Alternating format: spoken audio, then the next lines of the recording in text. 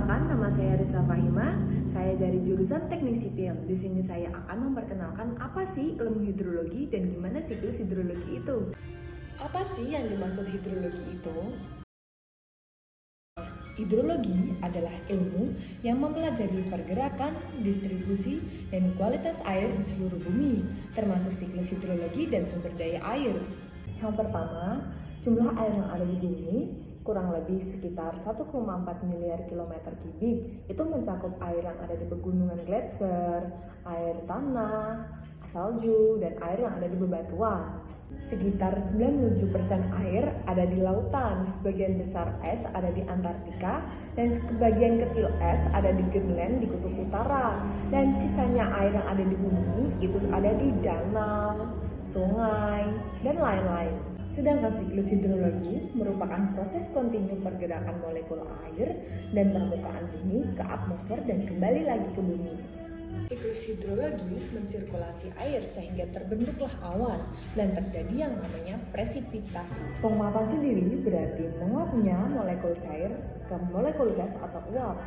Penguapan yang disebabkan karena benda mati seperti menguapnya tanah, sungai, danau disebut evaporasi atau evaporation. Sedangkan penguapan yang berasal dari hasil pernapasan benda hidup seperti tumbuhan, hewan, manusia itu disebut transpirasi atau transpiration.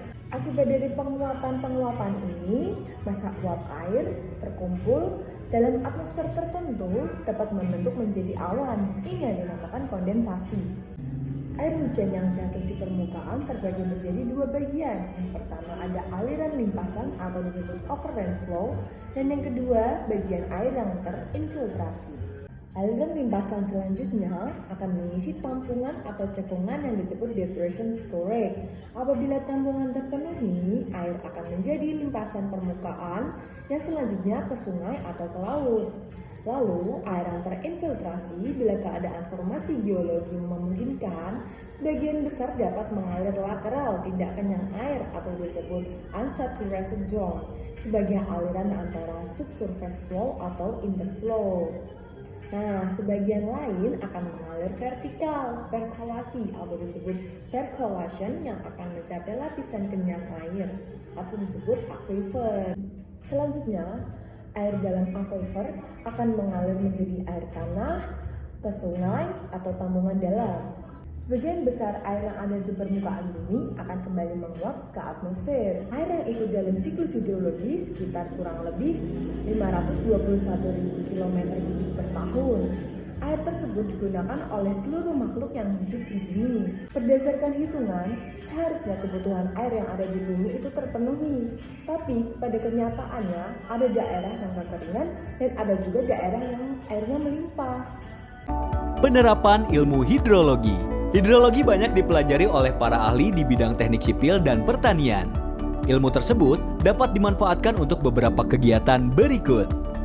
Memperkirakan besarnya debit banjir yang ditimbulkan oleh hujan deras, sehingga dapat direncanakan bangunan-bangunan untuk mengendalikannya, seperti pembuatan tanggul banjir, saluran drainase, gorong-gorong, jembatan, dan sebagainya.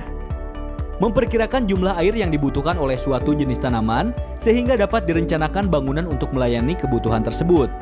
Memperkirakan jumlah air yang tersedia di suatu sumber air, seperti mata air, sungai, danau, dan sebagainya.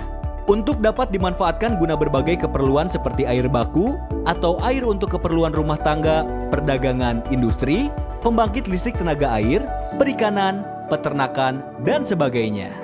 Nah, itu dia dari penjelasan dari hidrologi dan siklus hidrologi. Sekian dari saya Risa, mohon pamit. Dah.